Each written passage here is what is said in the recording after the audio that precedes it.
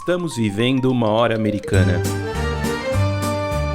Sejam bem-vindos ao podcast Hora Americana. Aqui traremos especialistas para conversar sobre diversos temas da história das Américas.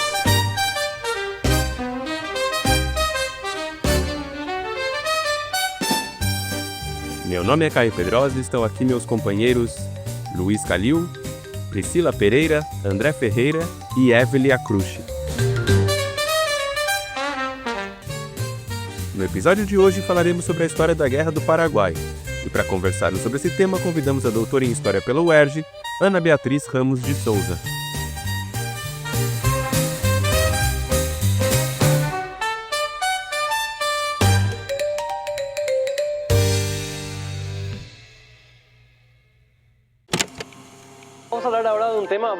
Vamos falar agora de um assunto bastante delicado para todos nós. Estamos falando da Guerra da Tríplice Aliança, aquela guerra que terminou em 1870 e deixou nosso país praticamente sem população devido ao número de pessoas que foram exterminadas nesse genocídio. De acordo com o último relatório apresentado à Comissão da Verdade e Justiça do Parlamento do Mercosul, vejam o que está acontecendo agora. A novidade, neste caso, é que um grupo de historiadores, juntamente com o ex-parlamentar do Mercosul, Ricardo Canese, está promovendo uma campanha de verdade e justiça em torno da guerra. Um dos primeiros passos inclui a devolução do Arquivo Nacional Paraguai, apreendido durante a Guerra da Tríplice Aliança, o canhão Cristiano e outros despojos de guerra levados ao Brasil há mais de 150 anos. Esses itens são considerados patrimônio histórico-cultural e por isso é essencial que sejam devolvidos ao nosso país. Este será o primeiro passo para reivindicar a justiça em relação ao maior genocídio em termos atuais registrado nos últimos 200 anos na América Latina.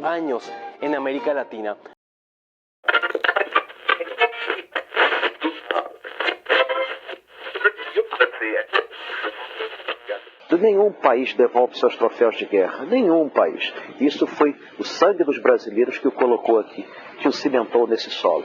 Morreu muito brasileiro para que este canhão calasse e virasse uma peça de museu. Que ele é um troféu de guerra, não resta a menor dúvida. Houve uma guerra e ele está aqui.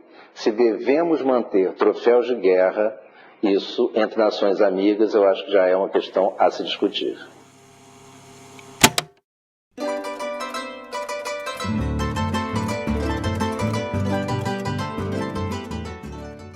Os dois trechos que você acabou de ouvir tratam de um tema bastante sensível da história latino-americana, a Guerra do Paraguai.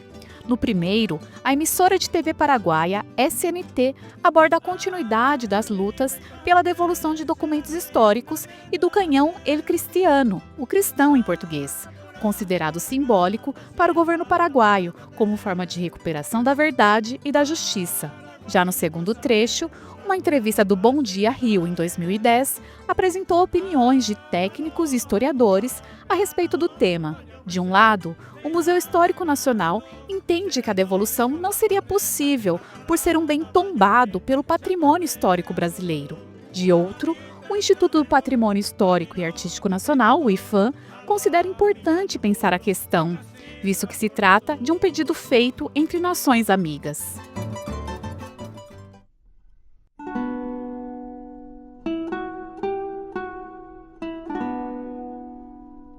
O canhão Cristiano é uma arma de 12 toneladas, construída com os sinos das igrejas de Assunção, capital do Paraguai.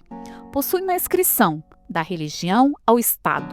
No contexto da Guerra do Paraguai, o canhão teria ajudado os soldados paraguaios a evitar o avanço das tropas brasileiras sobre Assunção por 2 anos. Ele foi retirado pelos soldados brasileiros no contexto da rendição dos paraguaios do Forte de Humaitá, em 1868. A Batalha de Humaitá, ocorrida naquele ano, foi importante para os rumos da guerra.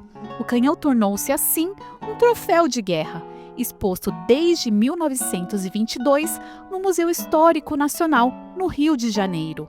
Desde 2010, os governos brasileiro e paraguaio têm discutido a possibilidade de devolução destes troféus de guerra, e o lado paraguaio fala da busca por justiça, abordando o conflito como um tema sensível que teria gerado um genocídio no país.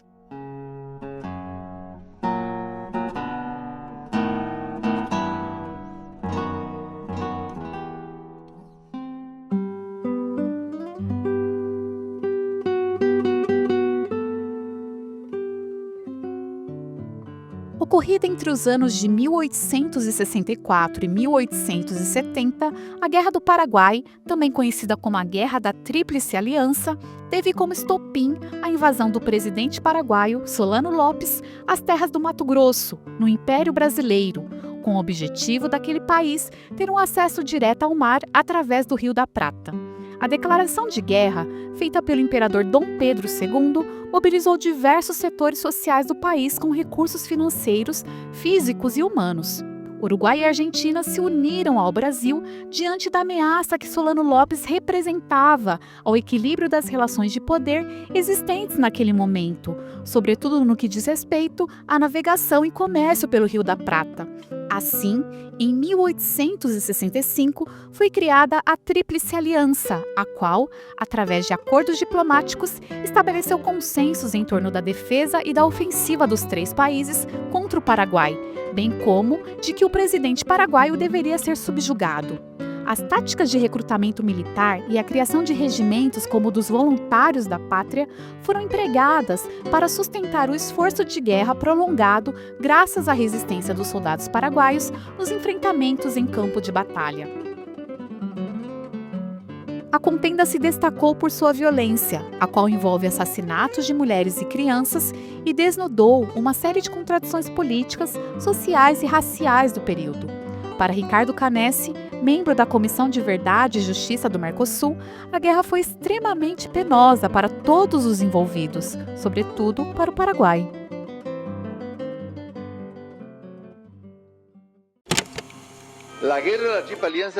A Guerra da Tríplice Aliança foi a pior guerra nos últimos 200 anos na América Latina, porque, até incluindo os Estados Unidos, não houve uma guerra internacional desta magnitude em todo o continente americano. Então, corresponde que se analise e se vejam justamente esses crimes de guerra e este genocídio que todo o povo paraguaio sofreu e os demais povos da região também sofreram consequências similares.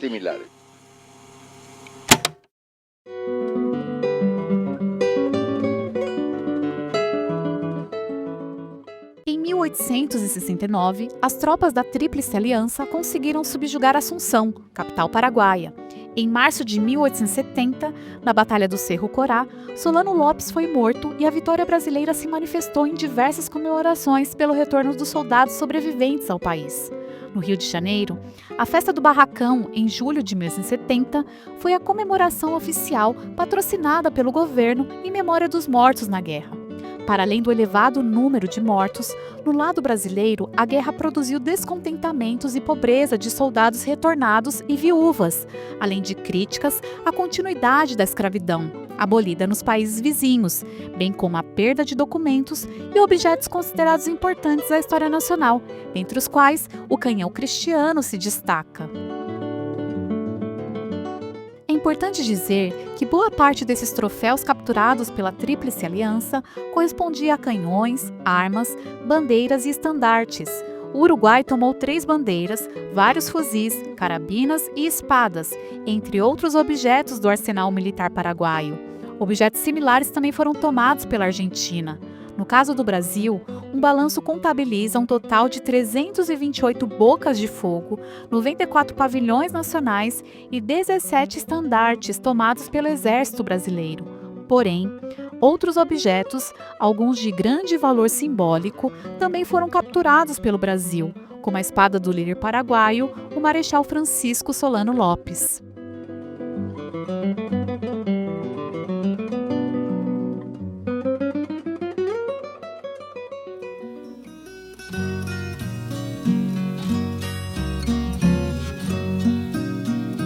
De acordo com Jaqueline Oissa e Sandra de Camargo Guedes, muitos desses objetos já não se encontram sob propriedade dos países vencedores. O Uruguai, por exemplo, por meio de uma lei especial do Congresso Nacional no século XIX, devolveu ao Paraguai, considerada nação irmã, todos os troféus que haviam sido tomados na guerra. No caso da Argentina, 2 devoluções ganharam repercussão. A primeira, realizada por Juan Domingo Perón em 1954, no dia da posse de Alfredo Stroessner como novo presidente do Paraguai, quando ambas as nações buscavam reconstruir suas relações diplomáticas.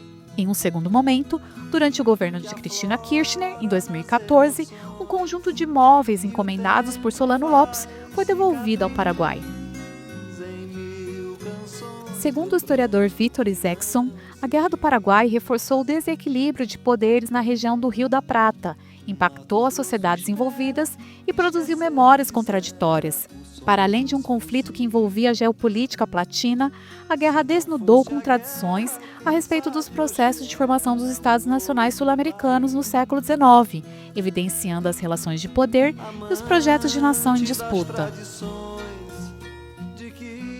Como o Paraguai era antes da eclosão da guerra, o que foi a Guerra do Paraguai? Como os países envolvidos saíram do conflito? Quais memórias existem a respeito do maior conflito bélico ocorrido na América do Sul no século XIX? Para responder essas e outras questões, temos a honra de conversar com a professora Ana Beatriz Ramos de Souza, doutora em História pela UERJ. Mas antes, vamos com a dica da hora dessa semana. E às vezes me deixa assim, ao revelar que eu vim da fronteira onde o Brasil foi Paraguai.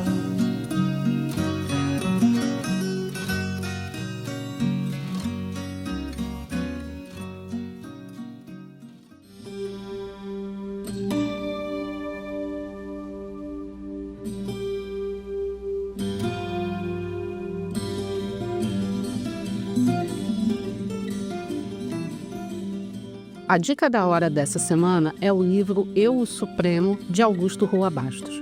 Lançado em 1974 no Paraguai, o livro é considerado o romance mais importante da história do país.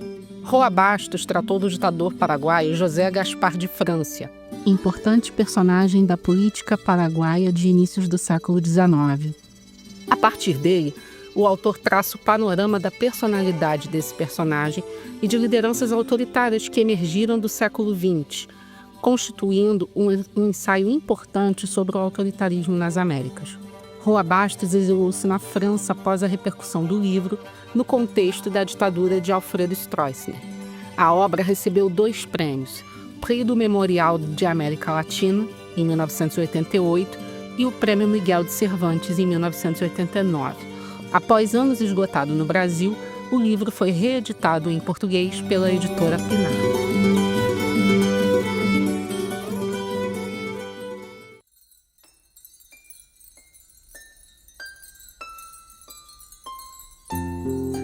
Você está ouvindo o Hora Americana.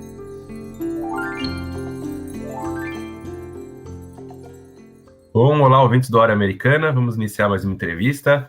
Hoje temos o prazer em receber Ana Beatriz Ramos de Souza, que é doutora em História pelo UERJ, e vai conversar com a gente hoje sobre a Guerra do Paraguai. Então, seja muito bem-vinda ao Hora Americana, né, Beatriz? Oi, professor Caio, professora Evelyn e demais ouvintes. É um prazer estar aqui hoje com vocês e agradeço demais o convite. Sempre é bom falar um pouquinho da guerra e das nossas questões americanas.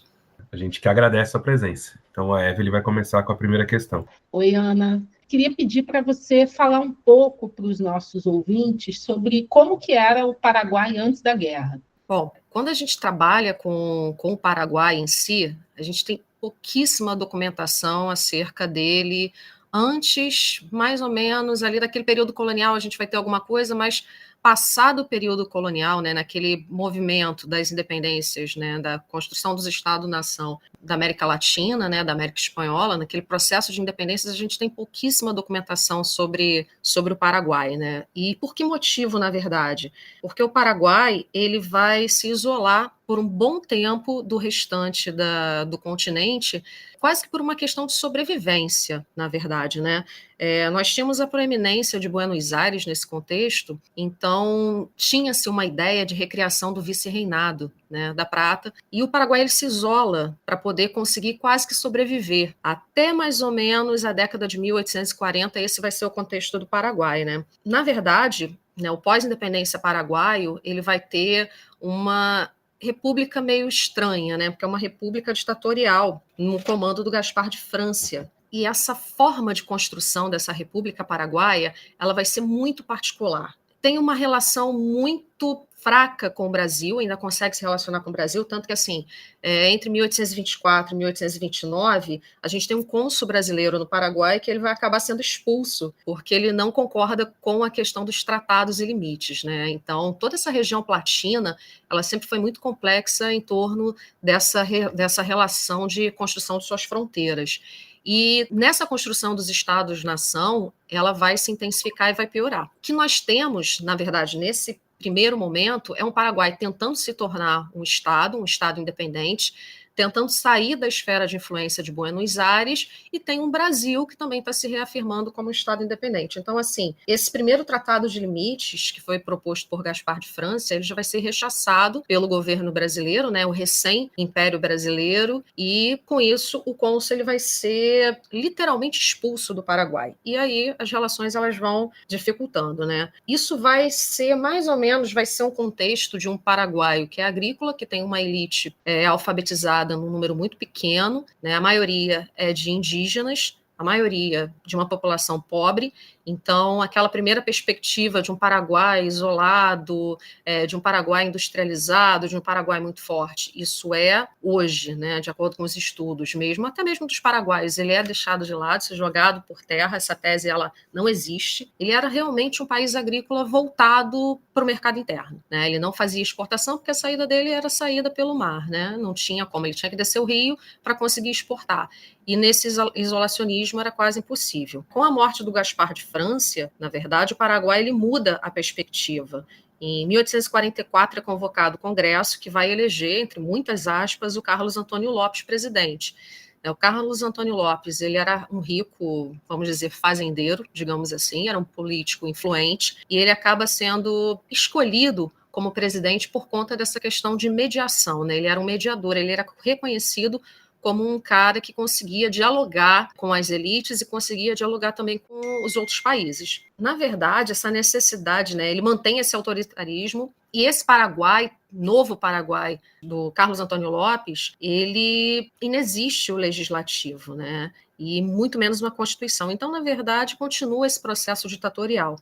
Ele pensa em ampliar esse contato com o mundo exterior, né, e o grande obstáculo deles era o Juan Manuel Rosa, que foi governador de Buenos Aires entre 1829 e 1832, depois retorna em 35 e vai até 52. É o chamado restaurador das leis, né? Que, na verdade, ele assina esse pacto federal e que cria a Confederação Argentina. Então, o Rosas, esse é o grande obstáculo do Carlos Antônio Lopes. E o que vai acontecer, na verdade? Ele tenta se aproximar da Argentina para poder ter essa saída para o mar, e o Brasil começa a prestar atenção nisso, né? Isso ainda na década de 40 para 50. E para tentar essa comunicação também com o exterior, né, ele envia o filho dele, que era o filho do meio, que era o Francisco Solano Lopes. Ele vai para a Europa na tentativa de comprar armamento e de estabelecer parcerias e contatos comerciais. E a partir da década de 50, o Carlos Lopes ele tenta criar obstáculos à livre navegação do Rio Paraguai por navios brasileiros, a fim de ter essa forma, talvez, de negociação e conversa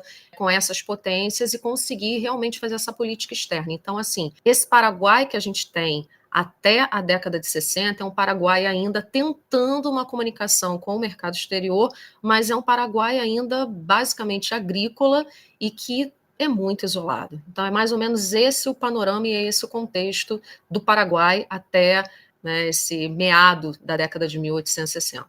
Bom, Ana, dando continuidade aí a essa questão do contexto, né, que você explicou tão bem, eu mesmo, quando na minha adolescência veio parar na minha mão, eu não lembro exatamente como, o livro lá do Chiavenato, né, que traz essa questão do Paraguai industrializado, nós. genocídio americano. Esse livro, ele estava em todos os cantos, né, não sei muito bem como que isso aconteceu, né, um livro que foi muito vendido e a gente teve esse contato, então é bom você ter explicado, né, que essa questão já hoje não é muito aceita.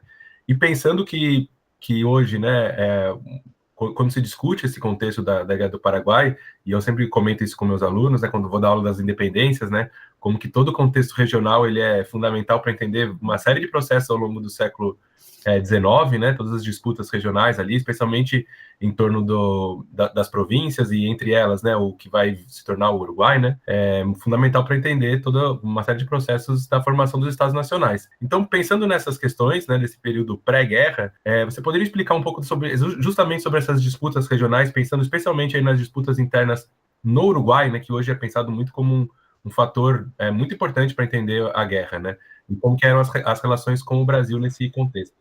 Não, perfeito. Até com a questão de livro didático, até hoje, alguns livros didáticos continuam utilizando dessa premissa que a gente chama de revisionismo, né? Mas, ainda bem, as pesquisas, isso muito devido ao professor Ricardo Salles, ao professor Francisco Dorattiotto, tem mudado de perspectiva.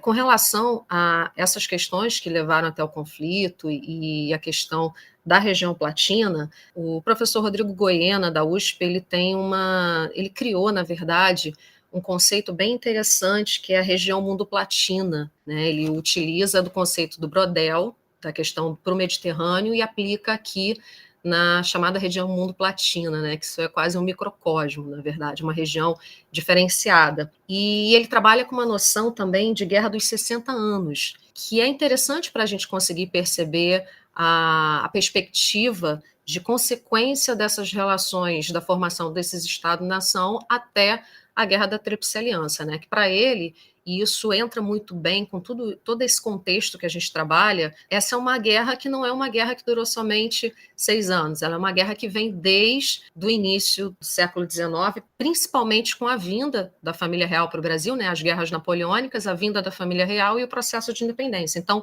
essa ideia de Guerra dos 60 anos, ela tem mas muita relação mesmo com esse contexto que a gente estuda para explicar o conflito. O conflito seria o fim dessa guerra dos 60 anos, né? A Guerra do Paraguai seria o fim desse período que o Goiena trabalha. E aí, como é que a gente consegue perceber, na verdade, a relação entre esses países, né?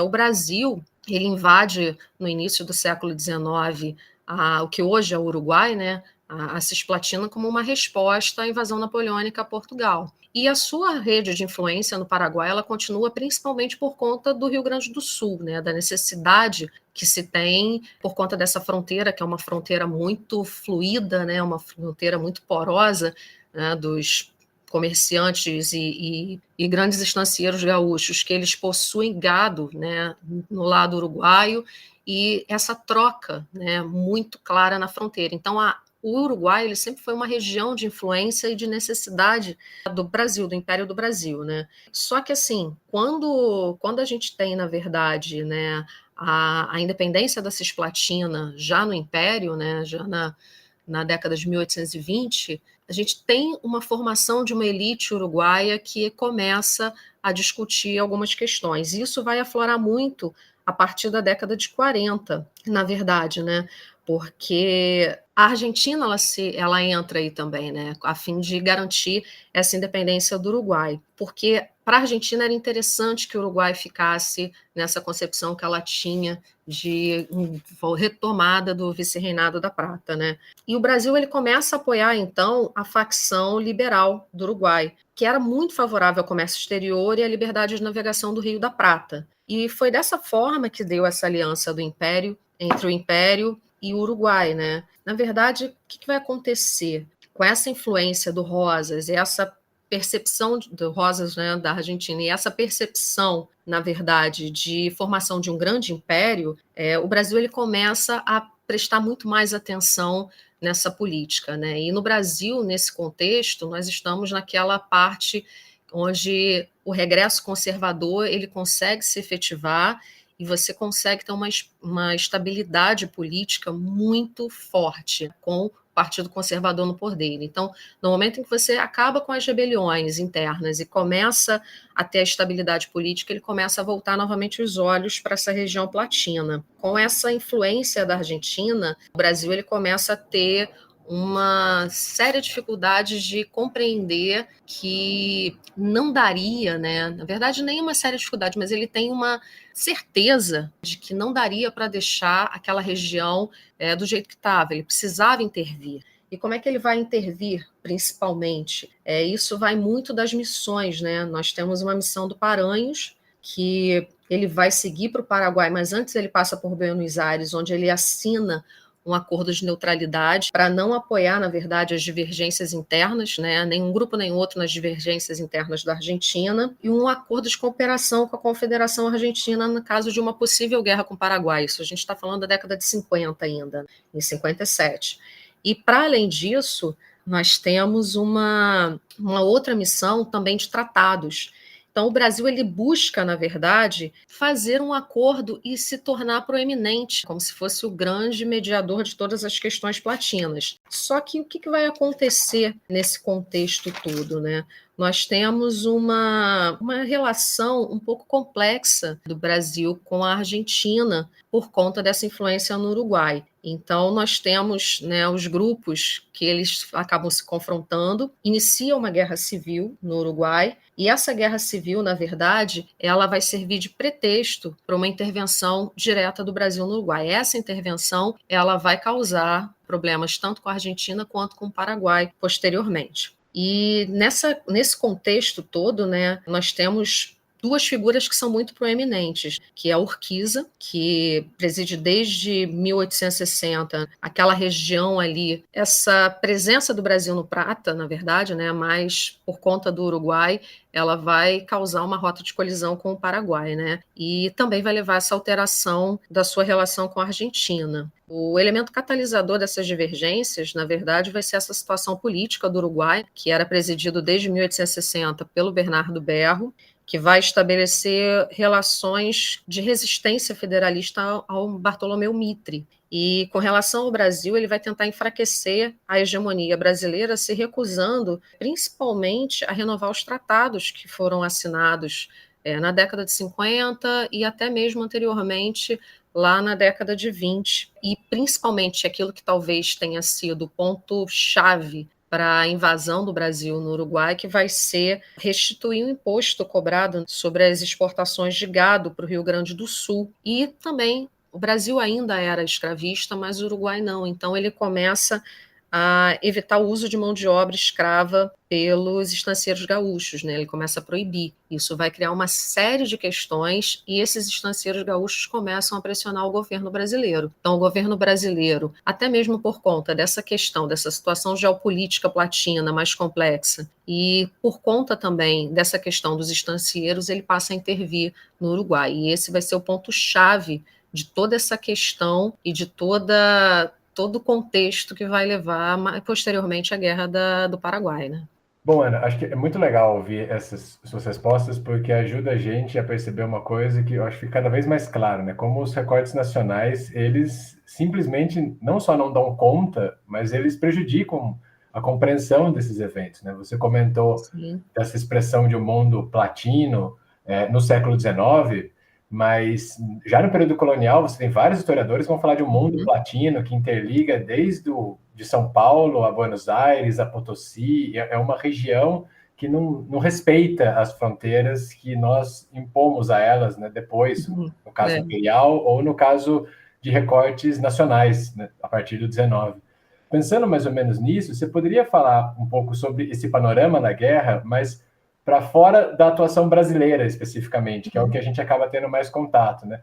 Pensando mais na participação do Uruguai e da Argentina nesse processo. Bom, Luiz, vamos lá. Assim, quando a gente fala até da guerra, tem uma questão que é a questão dos novos estudos. Antigamente, pensava-se, e aí por conta do revisionismo da década de 60, e esse revisionismo ele tem muito a ver também com o revisionismo paraguaio sobre a guerra do início do século XX. E esse revisionismo ele tenta culpabilizar, né, o Brasil pela guerra, utilizando a Inglaterra como se a Inglaterra fosse a chave para o início do conflito, que a Inglaterra, e aí muitas aspas, né, temia o avanço industrial paraguaio. Então essa, na verdade, foi uma explicação, que era uma explicação simples sobre uma coisa que é muito complexa. E quando essa explicação ela vai olhar a participação desses países, ela coloca o Brasil como ponto, como sendo aquele mais importante, e o Brasil para exterminar os paraguaios. E não foi muito bem assim que aconteceu. Na verdade, o Solano Lopes ele já vinha se fortalecendo militarmente, sem condições da gente comparar com o tamanho do Brasil, mas mas o Brasil também não tinha um exército forte naquele momento. Para a dimensão continental do Brasil, se tinha 30 mil homens, era muito, e 30 mil homens na época já é gente pra caramba, mas realmente não tinha, era muito espalhado. E Uruguai e Argentina, ele ainda estava com as suas questões internas. Então, assim, no momento que a gente tem o Paraguai, ele se fortalecendo, o Paraguai já percebia que um conflito poderia acontecer. E esse conflito é muito mais até por conta do Paraguai tentar se formar, se firmar como um Estado nacional forte nesse contexto, né, regional. E quando ele opta, na verdade, pela guerra, né, por invadir o Brasil, ele já tinha avisado. Na contenda lá na Argentina, o Paraguai foi chamado para ser mediador da questão. E nisso gerou no Solano Lopes esse sentimento de um Estado mais forte. Então, quando a gente tem uma questão lá no Uruguai que o Brasil tinha interesse e que o Solano Lopes acreditava que o Paraguai ia ser chamado novamente como mediador, e não é, porque o Mitre, ele chama o Dom Pedro II para ser mediador de uma questão que ele mesmo estava inserido, isso causa um desconforto no Paraguai e vai ser o estopim do conflito. Então, assim, literalmente é o Paraguai contra os três. O Paraguai ele invade o Brasil em 2 pontos, né, e a Argentina também, em novembro de 1864, depois da apreensão do navio Marquês de Olinda, que era um navio comum, que era um navio de transporte que levava o governador da província do atual estado do Mato Grosso do Sul. Tinha uma ideia de que tinham armamentos, que o navio transportava armamentos para aquela região, e, né, os paraguaios afirmam que foi esse o motivo, né, até hoje eles afirmam que foi esse o motivo para a apreensão do navio, mas não tinha armamento nenhum, ele só transportava cartas, víveres e pessoas, como era o trânsito comum desses navios que faziam transporte para o interior, porque era a única comunicação daquela região ali na época do estado do Mato Grosso com o restante do Brasil, principalmente com a corte. Então ele usa isso como um argumento para invadir, mas na verdade essa invasão ela já ia muito anterior, né? Ele já pensava nisso muito anteriormente. Então ele invade o que seria hoje Mato Grosso do Sul, invade o Rio Grande do Sul e invade a Argentina. Somente em julho de 1865 é que é assinado o Tratado da Tríplice Aliança, que nada mais é do que Brasil, Uruguai e Argentina contra o Paraguai, e esse tratado ele tem vários itens que são itens interessantes até de serem explorados, como, por exemplo, a exigência do Dom Pedro II de colocar como que o Paraguai, né, como se encerraria a guerra, que era o Solano Lopes preso ou morto, né, isso está lá no acordo, e a certa divisão do território paraguaio, né, ali naquele acordo eles também estipulavam a divisão do território. Só que quando se entra na guerra, sabendo das questões e o Brasil ainda envolvido com a questão do Uruguai, quem vai, na verdade, liderar vai ser a Argentina que tem um comando em chefe das tropas. E o grosso das tropas vai ser mesmo a brasileira. Então, a participação argentina, ela é mais ou menos até 1866, mais ou menos, e tinha uma grande dificuldade dos generais brasileiros, e aí eu cito, por exemplo, o Osório, que mesmo sendo gaúcho, ele tinha uma dificuldade enorme de conseguir aceitar a liderança do Bartolomeu Mitre, isso aí entre outros, vai causar sérios problemas, né, com relação à tropa formada. O Uruguai, ele estava muito mais preocupado com as suas questões internas, então, com relação a envio de força, de tropa, praticamente não tinha nada, era muito irrisória a quantidade de uruguaios, e quando chega em 66, principalmente depois da derrota da Batalha de Curupaiti, né, aí mesmo é que os argentinos se retiram, deixam uma quantidade muito pequena de soldados, o Paraguai ele se retira efetivamente da guerra, e é o momento em que o comando ele vai passar para o Luiz Alves de Lima e Silva, ou então Marquês de Caxias, né, que também é uma das condições para que ele possa assumir. Então, quando a gente olha, na verdade, para o conflito, nós temos uma participação que é uma participação pequena, militarmente falando, da Argentina e do Uruguai. A participação brasileira é muito maior, então por isso que quando a gente olha para a guerra, na verdade, a gente fala que é uma guerra do Brasil contra o Paraguai. Mas existiam tropas argentinas, sim, existiam tropas uruguaias, sim, em menor tamanho, óbvio, né? E até mesmo a Argentina, ela depois se retira por conta de questões internas também, mas fica ainda um ou outro batalhão, só que o grosso mesmo do conflito ele vai ser no Brasil. Por isso que a historiografia até hoje realmente ele enfatiza muito mais a participação brasileira, mas por conta desse quantitativo de exército que acabou entrando em conflito contra o Paraguai.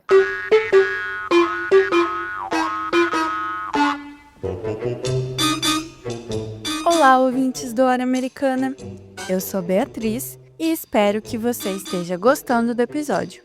Estou passando aqui para te lembrar que no nosso Instagram e também no nosso canal do YouTube, @Hora Americana, temos diversos outros conteúdos, como mais informações sobre o convidado, dicas de leitura, músicas do episódio, indicações de filme e muito mais. Lá, você também pode entrar em contato com a gente, deixar comentários e sugestões, além de apoiar o trabalho do Hora Americana e contribuir na divulgação científica da história das Américas. Nos vemos por lá.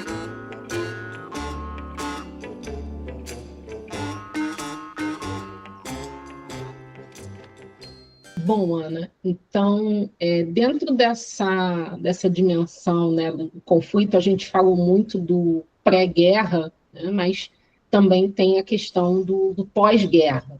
Uhum. E nesse contexto, eu queria te perguntar como que as relações entre Brasil e Paraguai ficaram no imediato pós-guerra, e também como que essas relações envolvendo Uruguai e Argentina também se estabeleceram a partir da derrota de Solano Lopes em 1870.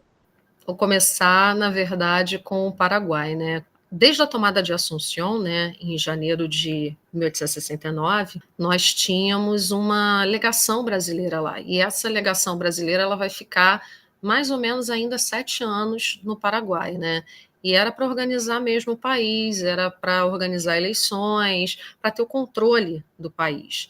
Então, o Brasil ele tem uma influência direta no Paraguai, no imediato pós-guerra, de presença mesmo oficial no Paraguai, de tropas. O Paranhos ele vai lá novamente. Então, nós temos toda uma tentativa de organização do Estado paraguaio comandado pelo Brasil. Efetivamente, ele fica por lá. Com a Argentina e com o Uruguai, né? Com o Uruguai, a gente tem ainda aquela mesma relação do Brasil, não aí com essa influência direta, até mesmo porque o Brasil, no pós-guerra, ele tem um problema interno político muito sério. A gente fala que a Guerra do Paraguai ela é o auge e a decadência do Império ao mesmo tempo. Ela consegue ser no seu início o auge do Império Brasileiro e no seu final o início da decadência. E por que dessa decadência? Porque, para além dos gastos, as questões sociais geradas pela guerra, elas vão enfraquecendo aos poucos esse império. Muito se dava destaque, né, pela questão militar, pelo sentimento militar, que eles voltam com o sentimento de honra, de patriotismo. Na verdade, o que a gente consegue depreender disso tudo, até mesmo pela leitura de diários, né, as fontes primárias elas são muito importantes para a gente conseguir compreender esse processo, é que não era bem uma questão de nacionalismo, de patriotismo, nem de espírito de corpo, isso não existia ali, mas existia uma outra consciência, uma tomada de consciência, não uma consciência social como a gente entende hoje, mas aquele fazer cotidiano da guerra, ele vai mexer realmente com as cabeças, e vai mexer com a cabeça não do soldado que foi para lá, mas da oficialidade principalmente, né? Porque muitos eram jornalistas, bacharéis, médicos, então engenheiros, então quando eles retornam com uma consciência um pouco diferente.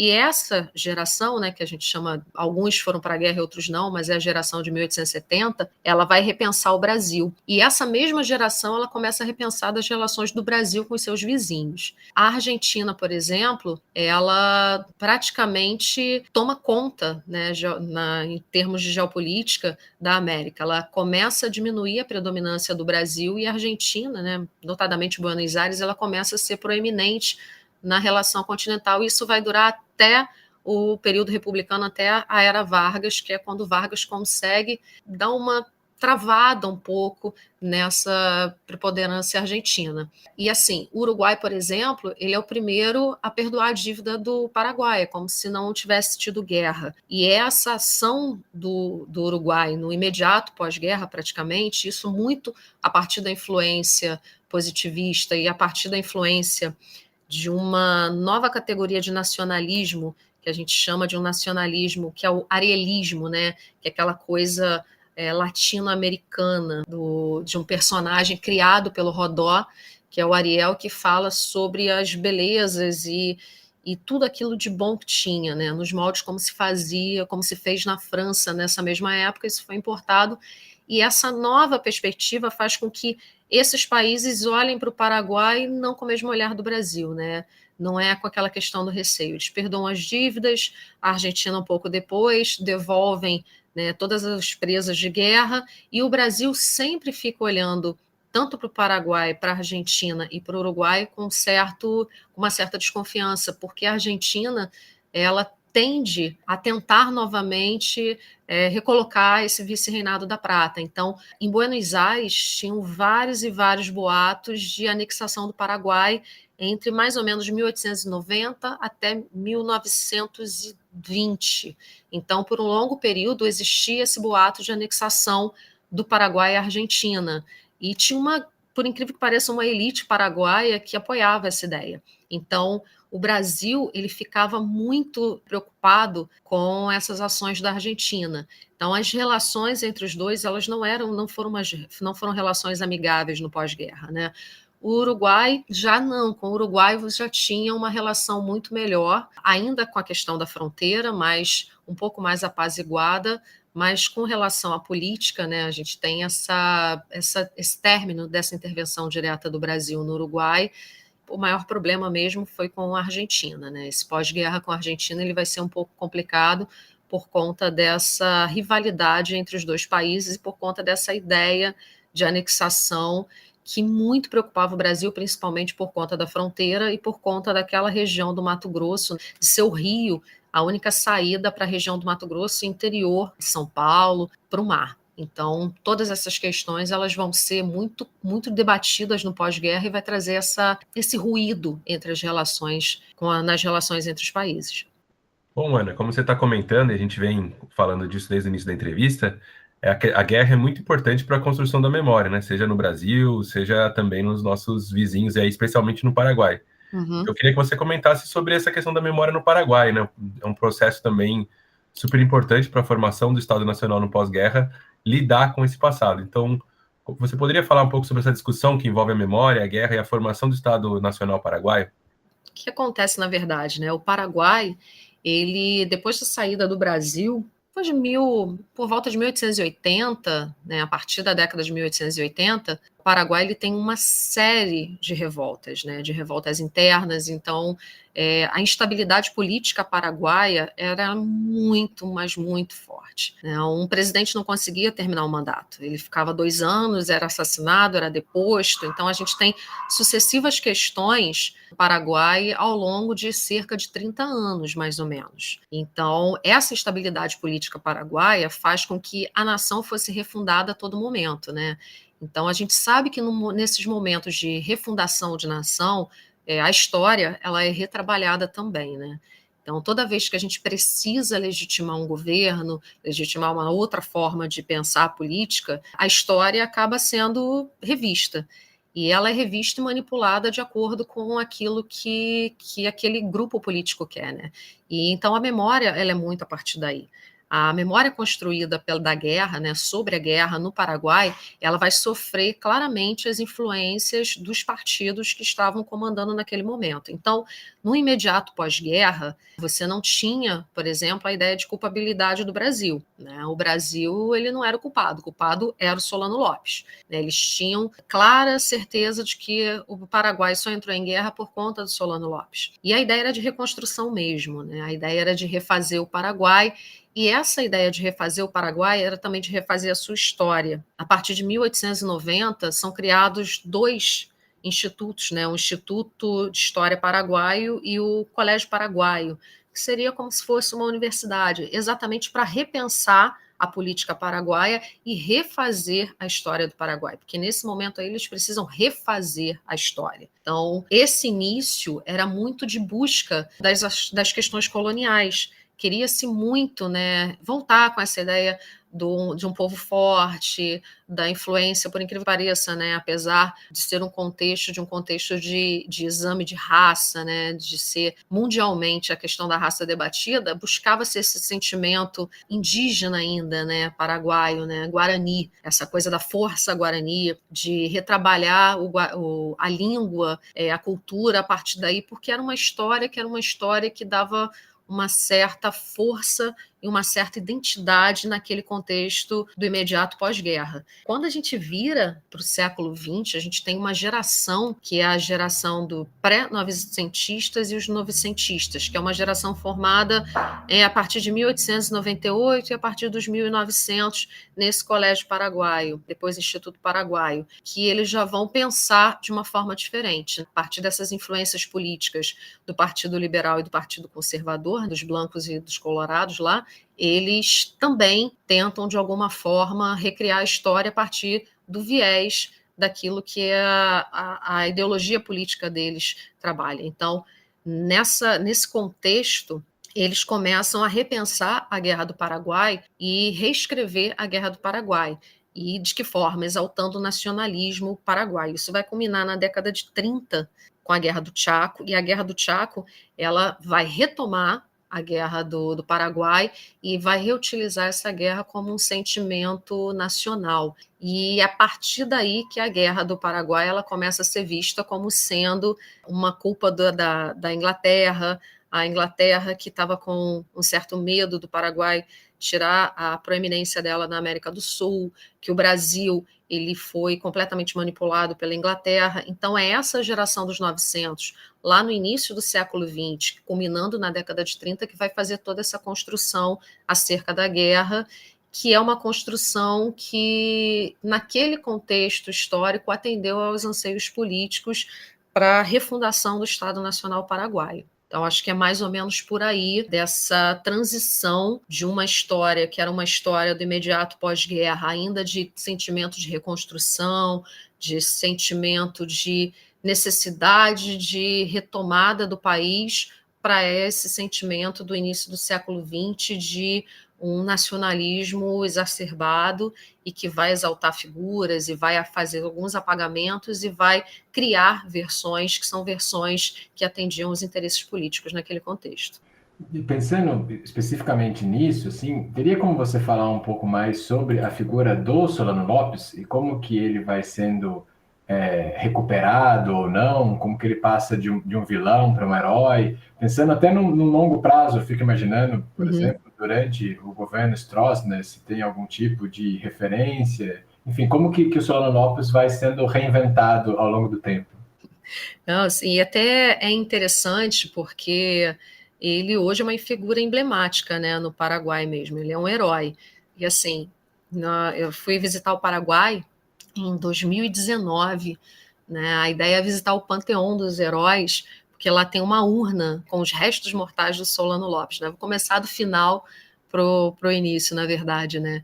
E essa urna, né, o senhor que ficava lá no Panteão, que explicava o que era o Panteão, que ali eles colocaram os principais heróis nacionais, né? Era uma capela, era um oratório. Ele foi QG do Exército Brasileiro por um tempo, logo na chegada a Assunção, depois saiu dali e virou uma espécie de um departamento de relações exteriores do Brasil, e na década de 20 para 30, ele se transforma num símbolo de nacionalismo, um panteão como a gente tem em Roma, né?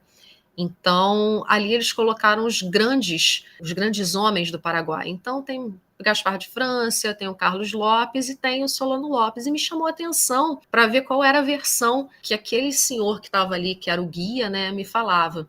E aí ele comentou que ali eram os restos mortais dele, que era o grande herói nacional, só que os restos mortais do Solano Lopes nunca foram encontrados, né? E da onde que surge essa história, na verdade, né? Com o final da Guerra do Chaco, né, e essa onda nacionalista paraguaia por conta da vitória, o Franco, que foi quem deu um golpe militar e que se tornou ditador na época, né, no Paraguai, na década de 30, ele cria uma missão para resgatar os restos mortais daquele que seria o grande herói paraguaio.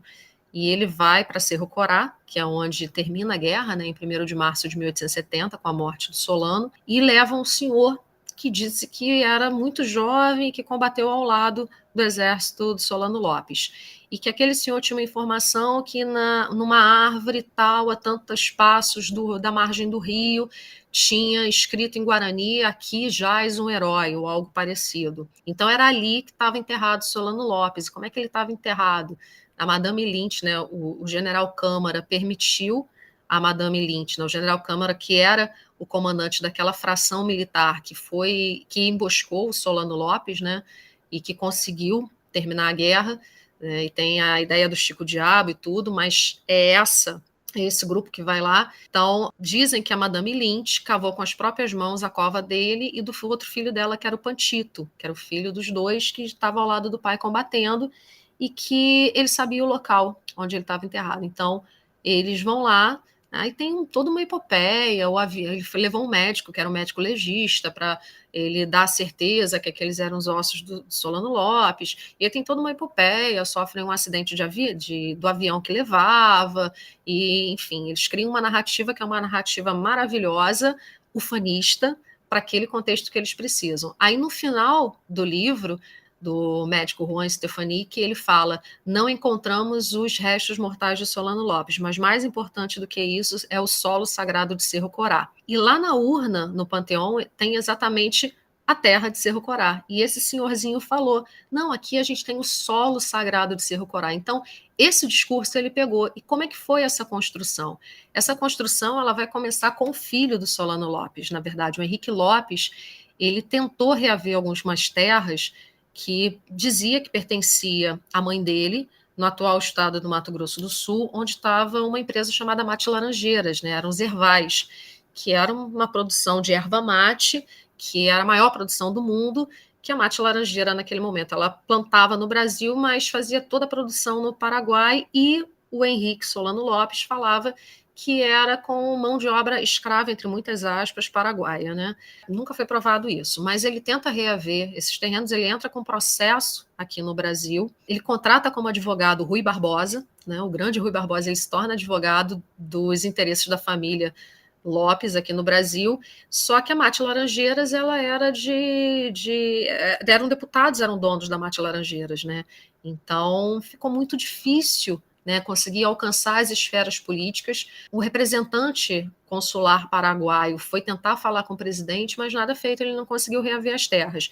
Então, o que ele vai fazer, na verdade? Ele vai para o Paraguai, ele volta para o Paraguai, né, o Henrique, e ele tenta reabilitar a figura do pai, para poder ter a força, né, do governo, para conseguir pressionar o governo brasileiro a fazer essas medidas em benefício da retomada dessas terras e outros bens que ele julgava dele por direito. Então, o que ele faz, na verdade? Ele funda um jornal e ele contrata os maiores intelectuais da época no Paraguai, né? E aí a gente tem um exemplo que é engraçado, que é o Juan de Lery, que a mãe dele morreu por conta do Solano Lopes, né? O pai dele foi assassinado, ele era pequeno, o Lopes mandou a mãe andar por alguns quilômetros e perseguia a família, a mãe acabou morrendo de fome e ele foi um dos sobreviventes, um dos filhos sobreviventes. Então, no início da jornada intelectual dele, ele era um dos maiores críticos do Solano Lopes. Só que aí depois ele é contratado pelo Henrique para ser diretor do Liceu Paraguaio e ser redator do jornal do Henrique Solano Lopes. Então ele muda, ele passa a criar um discurso todo beneficiando o Lopes e criando toda essa aura de heroísmo dele. Para ter uma ideia, a data de nascimento do Solano Lopes é alterada. Ele não era um filho dentro do casamento do pai, né? A mãe dele, né? Ele nasceu antes do pai casar, e aí eles mudaram a data de nascimento dele para que ele ficasse com a data dentro do casamento dos pais, para ser aquela coisa, né, do herdeiro, ele não ser um bastardo. E isso era uma discussão muito, muito proeminente no Paraguai nesse início do século XX. Então, esse grupo que eu mencionei anteriormente dos novecentistas, eles tinham essas duas vertentes, né? A vertente que criticava e a vertente que reabilitou a imagem dele, né? Então, assim, a gente tem essa questão econômica e política muito imbricada ali. Então, o Brasil percebia isso, né? No final do 19, a gente já tinha matérias em jornais falando desse trabalho de reabilitação da figura do Lopes lá. E não só a figura do Lopes, mas a própria figura da Madame Lynch.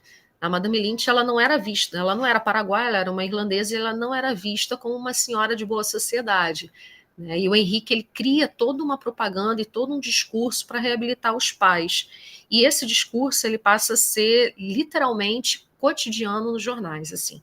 A gente tem um debate gigantesco nos grandes jornais lá do Paraguai literalmente defendendo e criticando Solano Lopes e defendendo e criticando a atuação do Henrique. Então, assim, até mais ou menos a década de 10, ainda não era fato consumado o heroísmo do Solano Lopes, mas a partir da década de 10, ele começa, sim, a se tornar uma figura emblemática. E assim, pegam testemunhos de soldados, eles reescrevem testemunhos de soldados. O Brasil mandou uma legação brasileira para lá, que já percebia um perigo, né? Acreditava que era um perigo iminente a retomada dessa figura do Solano Lopes, né? E tentava trabalhar isso aqui no Brasil. Tanto que aqui no Brasil a gente tem, a partir da década de 1910, uma série de obras que criticavam a figura do Solano Lopes, como, por exemplo, o livro do Lindolfo Collor sobre ele. E essa discussão ela passa muito também pela corrente positivista. Os positivistas, eles, que são os positivistas clássicos, né, ortodoxos, que a gente chama aqui no Brasil como Miguel Lemos, eles eram da ideia do pacifismo, do pobre Paraguai, que o Brasil era ocupado, que o Brasil tinha que devolver os troféus e tudo, e eles acabavam endossando essa imagem do Solano Lopes. Então, essa imagem do Lopes aqui no Brasil, ela começa a ser desconstruída quando esses positivistas ortodoxos, eles saem de cena no final da década de 10, quando eles morrem mesmo, que aí esse discurso é retomado. Mas no Paraguai, esse discurso, desde o final do século XIX, ele tenta ser prevalente por conta dessa questão muito política e econômica do Henrique. Com relação ao Stroessner, ele tem uma nova retomada, né? E é muito por conta da questão, quando a gente for pensar nesse contexto, né, das ditaduras aqui na América Latina, a gente consegue entender esse nacionalismo que eles tentam, de alguma forma, retomar. E quando a gente vê, novamente, a figura do Solano Lopes nas décadas de 60 e 70 sendo exaltada, tem muito a ver com essa questão da ditadura, mas também tem a ver com acordos comerciais e outros tipos de acordo, né? Nós temos, por exemplo, na época da discussão sobre Itaipu, uma exigência do governo paraguaio para assinar a devolução de alguns arquivos que foram pegos pelo Brasil na época da invasão a Assunção, né, em 1869, que é a chamada Coleção Rio Branco, que eram documentos coloniais do Paraguai. Então, o Brasil ele devolve, né, tem uma cópia, todos eles foram feitos cópias, então estão lá na Biblioteca Nacional no Rio de Janeiro, mas os originais eles são devolvidos e ficam no Arquivo Nacional de Assunção, que é bem ali no centro, muito próximo até o Panteão. E, para além disso, né, nós temos alguns objetos paraguaios que são devolvidos, entre eles, por exemplo, o cap do Solano Lopes, a espada do Solano Lopes. Então, algumas coisas que eram objetos pessoais do Solano Lopes, eles são devolvidos nesse contexto. E o Stroessner, ele tem, né, no cemitério lá de Assunção, né, que a gente acabou visitando nessa ida ao Paraguai, o túmulo da Madame Lynch, ele é maravilhoso, ele é um dos maiores túmulos lá do cemitério. E ele é todo feito em metal a partir do bordado, que é um bordado típico paraguaio, Cainha do Ti, que é um teia de aranha. Então, eles fazem toda uma trama, né, de decoração do que seria o túmulo dela, né? Na verdade, aquilo já é nem só um túmulo, né? Já é quase uma espécie de local de peregrinação. E colocam uma imagem da Madame Lynch como sendo uma mãe puxando um filho, que seria a mãe da pátria paraguaia. Então, toda essa história, toda essa memória da guerra no Paraguai, ela é retrabalhada, seja por conta dessas questões políticas, né, da ditadura ou de alternância de governos, mas também por essa questão econômica lá no início do Henrique, que tinha essa intenção de reaver alguns territórios que pertenciam, né, que dizia que pertencia à mãe dele aqui no Brasil e em parte na Argentina. Mas aqui no Brasil foi muito mais preponderante essa iniciativa do Henrique por conta desses processos. Mas assim, o Solano Lopes ele sai da figura de vilão, que ficou por muito tempo, para a figura de um herói a partir dessa manipulação da memória, né? Desses apagamentos, que são apagamentos e esquecimentos muito, mas muito intencionais para se construir uma história, uma narrativa que fazia valer aquele contexto político no momento, né? É mais ou menos por aí.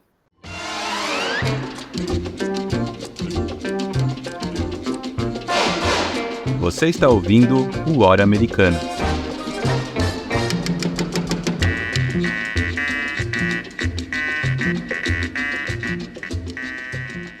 Ana, há uma discussão muito importante a respeito dos chamados troféus de guerra, né?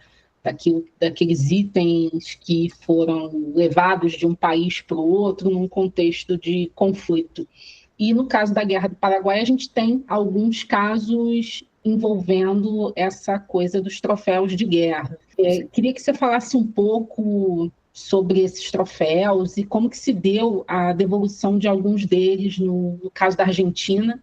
E pensando também no caso do Brasil, o canhão Cristiano é um objeto de debates importantes no que diz respeito ao patrimônio e à memória da Guerra do Paraguai. Você poderia falar um pouco mais sobre isso para a gente? Os objetos, eles são símbolos, né? E são símbolos muito importantes.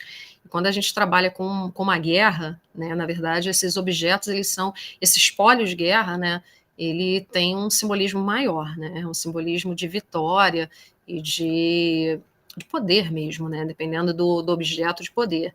Então, assim, onde que a gente começa a olhar, né? Geralmente as pessoas falam do Cristiano, mas a gente tem muito material de guerra, da Guerra da Tríplice Aliança, espalhado pelos acervos dos museus aqui, principalmente no Museu Histórico Nacional. E por que motivo, né? Quando volta da guerra, isso aí era normal, se traz o espólio. Então, além de prisioneiro paraguai, né? Que a gente tinha muitos prisioneiros paraguaios aqui no Brasil, inclusive tem uns relatos interessantes que eles trabalhavam, eles tinham uma vida normal. Alguns não quiseram nem voltar, outros não, outros tiveram uma relação mais complexa, eles foram utilizados em hospitais e tudo, mas, assim, os oficiais paraguaios que foram presos, né, que se tornaram prisioneiros, eles tinham uma vida normal, inclusive de sociedade aqui. Então, quando a gente olha para isso, a primeira coisa que se tinha ideia, na verdade, quando trouxeram esse material, era formar uma espécie de um museu, que era um museu dos feitos da Guerra do Paraguai. Era exatamente esse que ficaria num local que era um local emblemático e, ao mesmo tempo, interessante da gente analisar, que era o Asilo de Inválidos da Pátria. O Dom Pedro II, ele cria um asilo para receber aqueles que foram feridos na guerra e que passariam por longo tratamento médico, e aí criou-se esse asilo para esse tratamento, mas também para esconder, porque nós estamos recebendo mutilados de guerra. Então, como é que a gente vai deixar um mutilado de guerra na rua e pedir para as pessoas serem voluntárias, né, que são os voluntários da pátria, que foi uma forma que o governo imperial arrumou de conseguir soldados para o exército. Você não tinha um exército regular, então você abre o voluntariado, e esse voluntariado, né, teve 3 fases. A primeira fase é aquela coisa patriótica do romantismo ainda, do grande herói, e a maioria nem conseguiu chegar a entrar em combate, né? Eles morreram de doença no meio do caminho, e aí a gente tem os filhos dos senhores de terra, a gente tem os advogados, tem os jornalistas, os médicos, e aí essa onda de voluntários de patriotismo, ela cessa. Então a gente tem uma segunda leva de voluntários que era voluntário quase que por interesse, porque o governo, ele prometia, além do soldo, uma premiação no final da guerra e um pedaço de terra. Então, num país onde a terra era algo muito importante, até hoje, né, receber um pedaço de terra era ótimo para o cara que era mediano, um cara que era pobre, livre, pobre, e eles se voluntariavam, né? E aí é uma outra questão que se abre da guerra, que quando eles retornam, boa parte deles não recebe essas premiações, mas isso aí é papo para outro podcast que é muito longo. E a terceira, que são os escravos que acabam sendo libertos para ir para a guerra, né? Que é uma outra questão que todo mundo fala, o Brasil tinha um exército de escravos, de negros. Não tinha. Você tinha uma quantidade, ok, mas ele não era todo exclusivamente, que é uma das coisas que o Paraguai utilizava para menosprezar, e utilizou até no seu revisionismo para menosprezar o exército imperial. Então, assim, a gente tem essa quantidade de pessoas que não podiam estar vagando na capital, não podiam estar vagando na corte, e aí colocavam elas nesse asilo. Esse asilo fica no fundo da Baía de Guanabara, hoje uma das ilhas que fundaram o arquipélago do Fundão mesmo, que é a UFRJ, a Universidade Federal do Rio de Janeiro, e ela está lá, tem uma igreja do século XVIII, era um convento, e depois ele vai passar, se torna a Ilha dos Frades, porque foi doada pelos Teles Menezes aos frades franciscanos, e aí no século XIX, no finalzinho, o Dom Pedro manda construir ali o Asilo de Inválidos da Pátria. Então, é inaugurado pela Princesa Isabel e tudo, e ele coloca ali o Museu dos Feitos da Guerra do Paraguai, que nada mais é do que a exibição desses troféus de guerra. E não só os troféus de guerra, tem, por exemplo, tinha, por exemplo, a estátua que eles tentaram fazer do Dom Pedro na retomada de Uruguaiana em cima do cavalo, que ele não aceita. Ele pega a subscrição pública que foi feita para fundir a estátua e cria, na verdade, as escolas, que a gente chama de escolas do imperador, que é uma série de escolas públicas ali na região central do Rio de Janeiro. Só que para lá vão os canhões, vai fardamento, boa parte do material apreendido vai para esse museu. Só que esse museu, ele não dura nada, as pessoas não iam visitar, o acesso à ilha, propositadamente, era muito difícil, então o museu ficou largado, né? Para ter uma ideia, o general Sampaio e o general Osório ficaram lá, né, na igreja, e era uma forma, teoricamente, de prestar homenagem, entre muitas aspas, àqueles inválidos que estavam lá, mas também de fortalecer o culto àqueles objetos, né, quase que você transformando o corpo como um objeto também. Só que eles tiveram que ser, né, pouco tempo depois o Sampaio sai, no final do 19 o corpo do Osório sai e vai ser trasladado para aquele monumento ali na Praça 15, em homenagem a ele, hoje está no Rio Grande do Sul. Mas os objetos ficam lá mais ou menos até 1900, 1908, no máximo. Tem um grande incêndio no prédio e esses objetos começam a ser retirados e pulverizados no Rio de Janeiro. Então ele vai, por exemplo, eles vão para a Escola Militar da Praia Vermelha, que não existe mais hoje, vai para o Arsenal de Guerra e isso apaga. E nesse mesmo momento, nós temos essa onda positivista que cobra a devolução dos troféus de guerra como sendo um sinal de paz. Positivismo pacifista, né, do Miguel Lemos e tudo. Então tem essa ideia, porque o Uruguai devolveu e eles achavam que o Brasil tinha que fazer o mesmo. Então, assim, a gente começa a ver vários textos, tanto do Miguel Lemos quanto do Teixeira Mendes, né, falando sobre a devolução, da necessidade de devolução desses troféus e também do perdão das dívidas, né? Muito isso impulsionado por um paraguaio chamado Leonardo Torres, que transforma essa pauta num libelo de 1899, mais ou menos, que é publicado no Paraguai. Também por positivistas paraguaios, né, nesse intuito, nessa ideia de reconstrução e retomada da identidade nacional deles a partir dos apagamentos sobre a guerra, né? Então, assim, a gente tem, durante um bom tempo, quando esses positivistas eles estão ainda em cena no Brasil, a gente tem essa ideia de devolução dos troféus. O Brasil ele não vai devolver. Na década de 20, todo esse material pulverizado ele vai ser discutido nos jornais, a princípio, pelo Gustavo Barroso, que o Gustavo Barroso, né, com toda aquela questão nacionalista e toda aquela questão política, né, ele fala da necessidade de se criar um museu nacional, né, um museu que contasse a história do Brasil. E ele fala desses troféus de guerra inúmeras vezes nos jornais. Então, quando ele resolve, né, em 1922, colocar um acervo no Museu Histórico Nacional, que é criado muito pela comemoração do centenário da independência, e ele é colocado como primeiro diretor, ele resolve literalmente caçar esses objetos que estavam espalhados, e ele traz para o acervo do Museu Histórico Nacional. Então, boa parte do acervo da guerra está lá, e estava lá, porque alguns foram devolvidos a posteriori. E o canhão Cristiano vai para lá também. E o Cristiano está no Pátio dos Canhões junto a outros canhões também apreendidos na guerra. Então, assim, todo esse acervo, na verdade, ele vai para lá, é constituída uma sala sobre a guerra, e esses acervos ficam expostos. E, assim, agora pouco a gente tem muito material, como as telas, a corrente de Humaitá, que era a corrente que fechava o forte de Humaitá, que tinha essa problemática da passagem durante a guerra, ela está lá, aquelas figuras, né, do navio. Então, a gente tem alguns detalhes hoje que não tem mais essa exposição permanente sobre a guerra. Mas, assim, toda essa discussão de devolução, ela parte muito desse pressuposto da teoria do pacifismo desses positivistas ortodoxos. E essa situação ela vai se prolongar ainda durante a República, quando a gente tem o governo Vargas, a ideia dos troféus ela é retomada principalmente devido à questão de um acordo de fronteiras, né? A gente tinha a problemática das fronteiras ali da região do hoje Mato Grosso do Sul, do entorno do Forte de Coimbra e de uma elite, né, daquela região que queria se separar do Mato Grosso e até mesmo se separar do Brasil, se unir a Paraguai e a Argentina e formar uma outra nação. Então você tinha essa ideia e esses troféus de guerra eles serviam como uma espécie de fomentador de um nacionalismo contra essa ideia dessa elite da região do Mato Grosso de se tornar independente. Então, o Vargas ele retoma né, o governo Vargas, muito a partir do DIP, ele retoma esses troféus de guerra, é publicado nos jornais as fotos, principalmente do Cristiano e de outros materiais. Na década de 70, como eu comentei até pela questão de Itaipu, novamente volta à cena, porque o governo paraguaio ele começa a cobrar. A Argentina já tinha feito isso. O Perón, ele vai participar de um desfile gigantesco em Assunción, quando ele devolve o pouco material que estava ainda sob guarda da Argentina. Então ele faz uma entrega solene numa grande festa em Assunción. O Perón vai nessa festa e o governo brasileiro ainda fica retendo, né?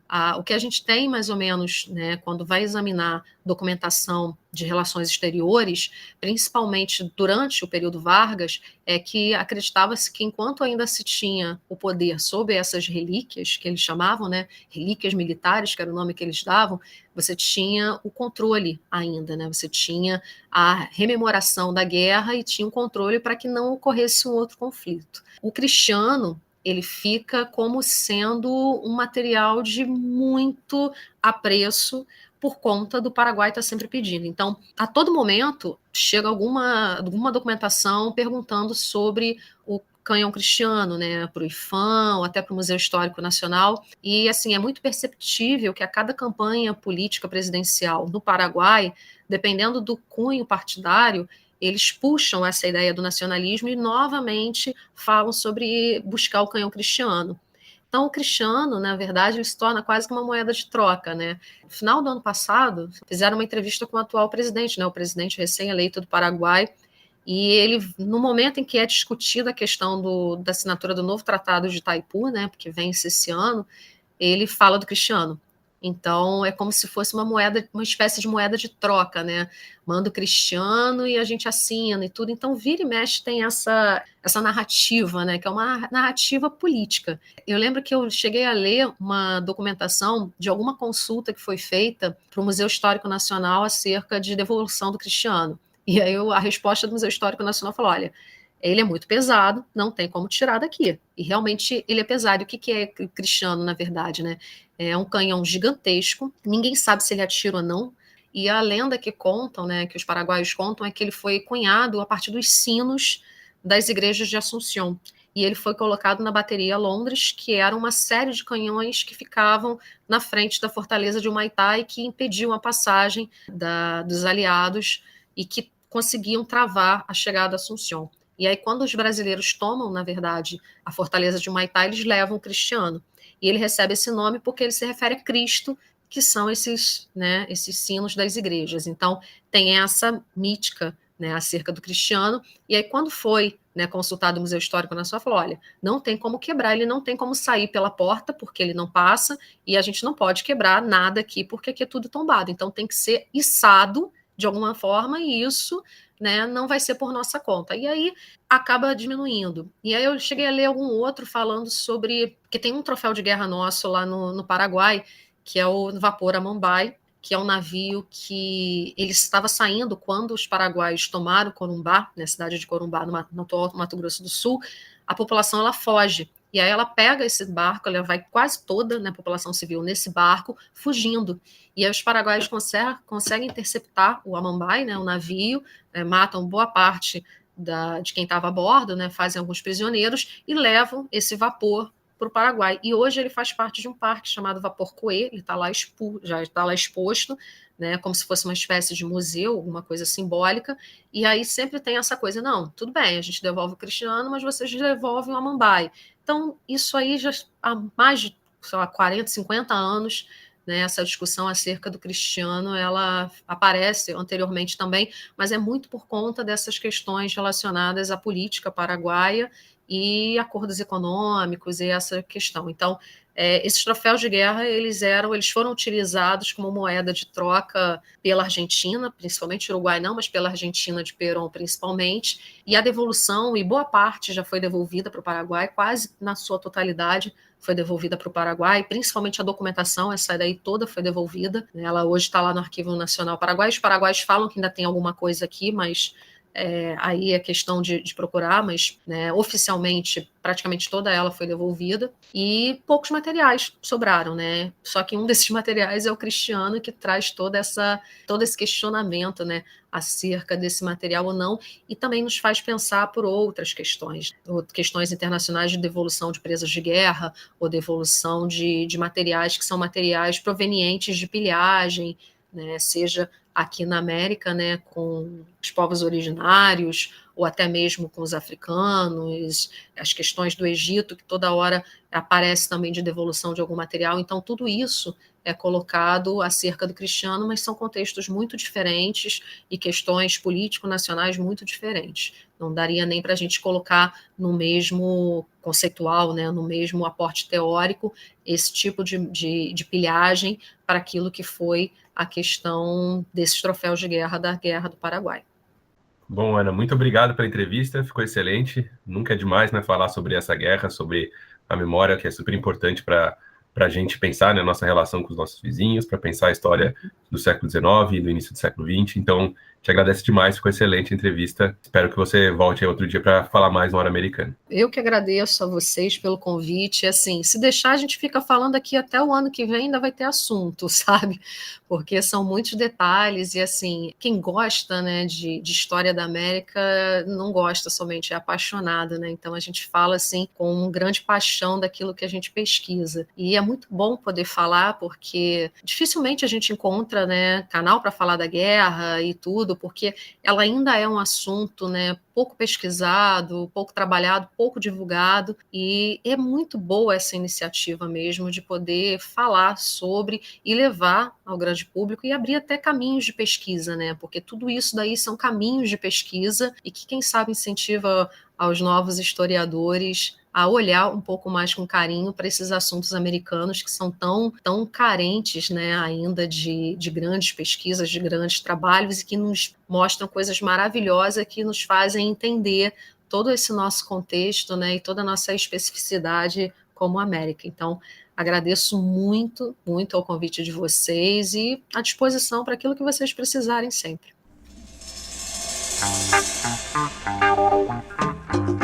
O Hora Americana desta semana fica por aqui. Este programa é um projeto de extensão interinstitucional com membros da Universidade Estadual de Londrina, Universidade Federal Rural do Rio de Janeiro, Universidade Federal de Juiz de Fora e Instituto Federal do Sul de Minas Gerais. O Hora Americana tem produção de Caio Pedrosa, Luiz Calil, Priscila Pereira, André Ferreira e Evelia Acrucci.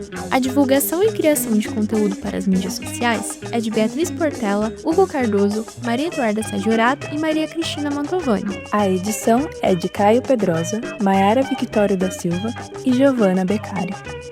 No episódio de hoje utilizamos as seguintes músicas: La Catedral, com John Williams, Dança Paraguaia, com Berta Rojas, Che La Reina, com Emílio Fernandes, Doma e Sonhos Guaranis, do Omir Sater.